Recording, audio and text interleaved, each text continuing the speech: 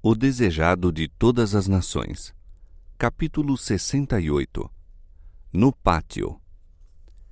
Este capítulo se baseia em João capítulo 12, versos 20 a 43. Ora, havia alguns gregos entre os que tinham subido a adorar no dia da festa. Estes, pois, dirigiram-se a Filipe, que era de Betsaida da Galileia, e rogaram-lhe, dizendo: Senhor, queríamos ver a Jesus. Filipe foi dizê-lo a André, e então André e Filipe o disseram a Jesus. Por esse tempo, a obra de Jesus apresentava o aspecto de pungente derrota. Ele saíra vitorioso da contenda com os sacerdotes e fariseus, mas era evidente que nunca seria recebido por eles como o Messias. Chegara a separação final. Para seus discípulos, o caso parecia desesperado.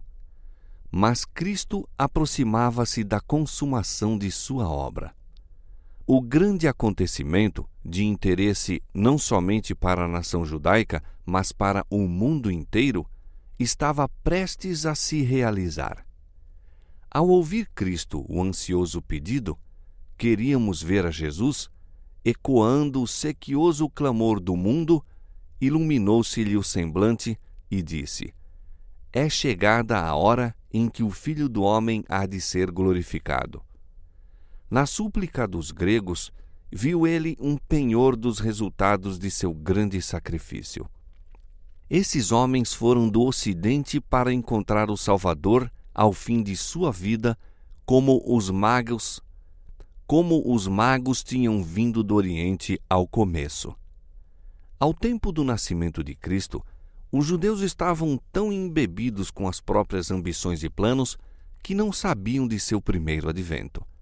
Os magos de uma terra pagã foram à manjedoura com suas dádivas para adorar o Salvador. Assim, esses gregos, representando as nações, tribos e povos do mundo, foram ter com Jesus. Assim, o povo de todas as terras e de todos os séculos seria atraído pela cruz do Salvador. E assim, muitos virão do Oriente e do Ocidente e assentar-se-ão à mesa com Abraão, Isaque e Jacó no reino dos céus. Os gregos tinham ouvido falar da entrada triunfal de Cristo em Jerusalém. Alguns supuseram e propalaram que ele expulsara do templo os sacerdotes e principais e havia de tomar posse do trono de Davi, dominando como rei de Israel. Os gregos anelavam conhecer a verdade sobre a sua missão. Queríamos ver a Jesus, disseram eles. Seu desejo foi satisfeito. Ao receber a petição, achava-se Jesus naquela parte interna do templo da qual eram excluídos todos os que não fossem judeus, mas saiu ao pátio para receber os gregos e teve com eles uma entrevista em pessoa. Chegara a hora da glorificação de Cristo. Ele se achava à sombra da cruz e o pedido dos gregos mostrou-lhe que o sacrifício que estava para fazer traria muitos filhos e filhas a Deus. Sabia que os gregos o haviam de ver em breve numa posição que mal sonhavam agora. Vê-lo-iam colocado ao lado de Barrabás, ladrão e assassino, cuja liberdade seria preferida à do Filho de Deus. Ouviriam o povo, inspirado pelos sacerdotes e principais, fazer sua escolha. E à pergunta: que farei então de Jesus, chamado Cristo? A resposta dada: seja crucificado. Viu nesses estrangeiros as primícias de uma grande colheita, quando a parede divisória entre judeus e gentios fosse derribada e todas as nações, línguas e povos ouvissem a mensagem de salvação. A antecipação desse fato, a consumação de suas esperanças, acham-se expressas nas palavras: é chegada a hora em que o Filho do Homem há de ser glorificado. O caminho pelo qual essa glorificação se havia de operar, porém, não estava nunca ausente do Espírito de Cristo. A reunião dos gentios devia seguir sua morte próxima. Unicamente por sua morte podia o mundo ser salvo. Como um grão de trigo, o Filho do Homem devia ser deitado no solo e morrer e ser enterrado fora das vistas, mas havia de viver outra vez. Cristo apresentou seu futuro ilustrando-o com coisas da natureza para que os discípulos compreendessem. O verdadeiro resultado de sua missão havia de ser atingido por sua morte. Na verdade vos digo que se o grão de trigo caindo na terra não morrer, fica ele só. Mas se morrer, dá muito fruto. Quando o grão de trigo cai no solo e morre, germina e dá fruto. Assim a morte de Cristo daria em resultado frutos para o reino de Deus. Em harmonia com a lei do reino vegetal, a vida havia de ser o resultado de sua morte. Os que lavram o solo têm sempre diante de si essa ilustração. De ano para ano conserva o seu abastecimento de cereais, por assim dizer, atirando fora a melhor parte. Por algum tempo deve ela estar oculta na cova, sendo cuidada pelo Senhor. Então aparece a haste, depois a espiga e depois o grão na mesma. Mas esse desenvolvimento não pode ter lugar a menos que o grão seja enterrado fora das vistas, oculto e, segundo todas as aparências, perdido. A semente enterrada no solo produz fruto e esse é, por sua vez, plantado. Assim se multiplica a messe. Da mesma maneira, a morte de Cristo na cruz do Calvário produzirá fruto para a vida eterna. A contemplação desse sacrifício será a glória dos que, como fruto do mesmo, viverão através dos séculos eternos. O grão de trigo que conserva a própria vida não produz frutos. Permanece sozinho. Cristo poderia, se preferisse, salvar-se da morte, mas fizesse-o e permaneceria só. Não poderia levar filhos e filhas a Deus. Unicamente entregando a própria vida, podia ele comunicar vida à humanidade.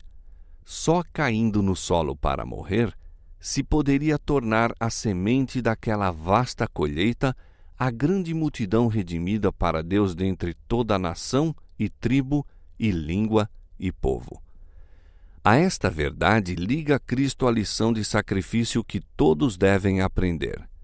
Quem ama a sua vida, perdê-la-á, e quem neste mundo aborrece a sua vida, guardá-la-á para a vida eterna. Todos quantos desejam produzir frutos como coobreiros de Cristo, devem cair primeiro no solo e morrer. A vida deve ser lançada na cova da necessidade do mundo. O amor próprio, o próprio interesse devem perecer. E a lei do sacrifício é a lei da conservação da vida. O lavrador conserva seus cereais lançando-os fora, por assim dizer. O mesmo quanto à vida humana. Dar é viver. A vida que há de ser conservada é a que se dá abundantemente em serviço para Deus e o homem. Aqueles que sacrificam a existência por amor de Cristo neste mundo, conservá-la-ão para a vida eterna. A vida gasta para o próprio eu é como o grão que se come. Desaparece, mas não há aumento. Junte o homem para si tudo quanto pode. Viva, pense e faça planos para o próprio proveito. Sua vida passará, no entanto, e ele nada terá. A lei do serviço do próprio eu é a lei da destruição de si mesmo. Se alguém me serve, disse Jesus, siga-me e onde eu estiver, ali estará também o meu servo. E se alguém me servir, meu Pai o honrará. Todos quantos carregam com Cristo a cruz do sacrifício, partilharão com ele de sua glória. A alegria de Cristo, em sua humilhação e dor, era que seus discípulos fossem glorificados com ele. Eles são o fruto de seu sacrifício, a formação neles de seu próprio caráter e espírito, eis sua recompensa e será por toda a eternidade a sua alegria. Esta alegria, eles, os discípulos, partilharão com ele ao ser visto em outros corações e outras vidas o fruto de seus labores e sacrifícios. São coobreiros de Cristo e o Pai os honrará como honra seu Filho. A mensagem dos gregos, prenunciando como fazia a reunião dos gentios, trouxe à mente de Jesus sua inteira missão. A obra da redenção passou por diante dele desde o tempo em que no céu foi elaborado o plano até a morte tão próxima agora. Uma misteriosa nuvem pareceu envolver o Filho de Deus. Sua sombra foi sentida pelos que o rodeavam. Ele quedou absorto em seus pensamentos. Rompeu por fim o silêncio com as dolorosas palavras: Agora a minha alma está perturbada. E que direi eu? Pai, salva-me desta hora. Antecipadamente bebia Cristo o cálice da amargura. Sua humanidade recuava da hora do abandono, quando, segundo todas as aparências, seria desamparado pelo próprio Deus, quando todos o veriam castigado, ferido de Deus e aflito. Recuava de ser exposto publicamente, de ser tratado como o pior dos criminosos e da desonra e ignominiosa morte. Um pressentimento de seu conflito com os poderes das trevas, um sentimento do horrível fardo da transgressão humana e da ira do Pai por causa do pecado, fez com que o Espírito de Jesus desfalecesse, estampando-se-lhe no rosto o pavor da morte. Veio então a divina submissão à vontade do Pai. Mas, para isto vim a esta hora, disse: Pai, glorifica o teu nome. Unicamente mediante a morte de Cristo poderia ser vencido o reino de Satanás. Unicamente assim poderia ser o homem redimido e Deus glorificado. Jesus consentiu na agonia, aceitou o sacrifício. A majestade do céu consentiu em sofrer com o que levou sobre si o pecado. Pai, glorifica o teu nome, disse ele. Ao proferir Cristo estas palavras, veio da nuvem que lhe pairava sobre a cabeça a resposta: Já o tenho glorificado e outra vez o glorificarei. Toda a vida de Cristo, da manjedoura ao tempo em que estas palavras foram proferidas, havia glorificado a Deus. E na provação que se avizinhava, seus sofrimentos divino-humanos haviam de, na verdade, glorificar o nome de seu Pai. Ao ser ouvida a voz, um clarão irrompeu da nuvem, circundando a Cristo, como se os braços do poder infinito se atirassem em torno dele, qual muralha de fogo. Com espanto e terror, contemplou o povo esta cena. Ninguém ousou falar. Lábios cerrados e respiração suspensa, quedaram todos olhos fixos em Jesus. Dado o testemunho do Pai, ergueu-se a nuvem, dispersando-se no céu. Por então cessara a comunhão visível entre o Pai e o Filho. Ora, a multidão que ali estava e que a tinha ouvido dizia que havia sido um trovão. Outros diziam: um anjo lhe falou. Mas os indagadores gregos viram a nuvem, ouviram a voz, compreenderam-lhe o sentido e discerniram na verdade a Cristo. Foi-lhes revelado como o enviado de Deus. A voz de Deus se fizera ouvir no batismo de Jesus, ao princípio de seu ministério, e outra vez no Monte da Transfiguração. Agora, ao fim desse ministério, era ouvida pela terceira vez por maior número de pessoas e sob circunstâncias especiais. Jesus acabara de proferir as mais solenes verdades a respeito da condição dos judeus. Fizera seu último apelo e pronunciara-lhes a condenação. Então pôs Deus o selo na missão de seu Filho. Reconheceu aquele a quem Israel rejeitara. Não veio esta voz por amor de mim, disse Jesus, mas por amor de vós. Era a prova suprema de sua messianidade, o sinal da parte do Pai de que Jesus falara a verdade e era o Filho de Deus. Agora é o juiz deste mundo, continuou Cristo. Agora será expulso o príncipe deste mundo.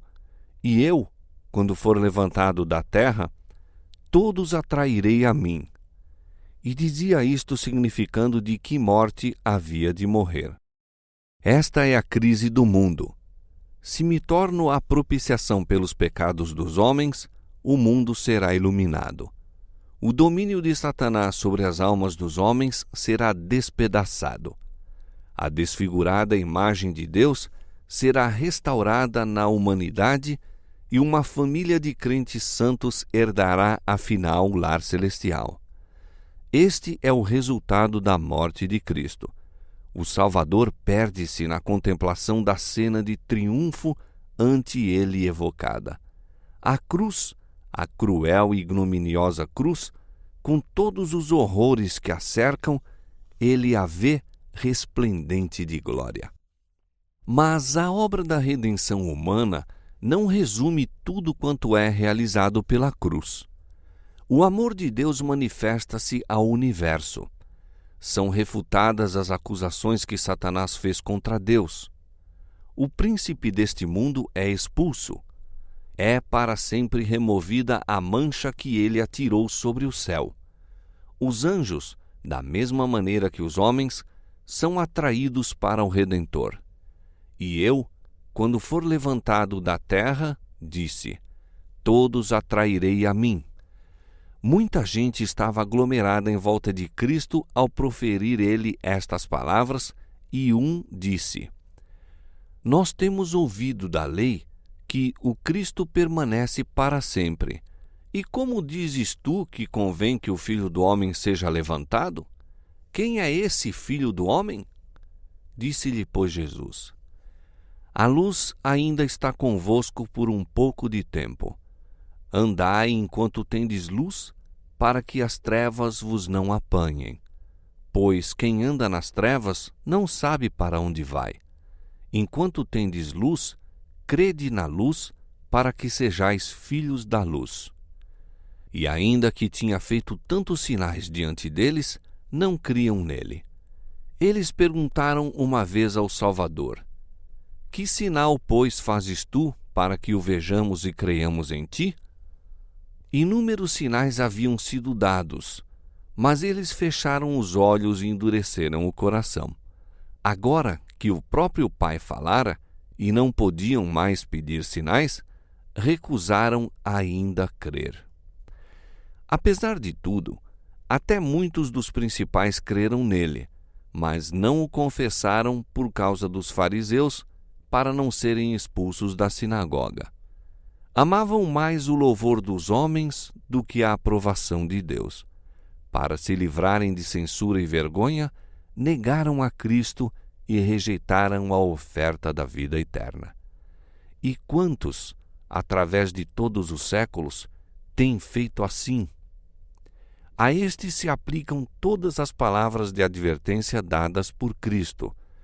Quem ama a sua vida, perdê-la-á. Quem me rejeitar a mim, disse Jesus, e não receber as minhas palavras, já tem quem o julgue. A palavra que tenho pregado, essa o há de julgar no último dia. Ai dos que não conheceram o tempo de sua visitação.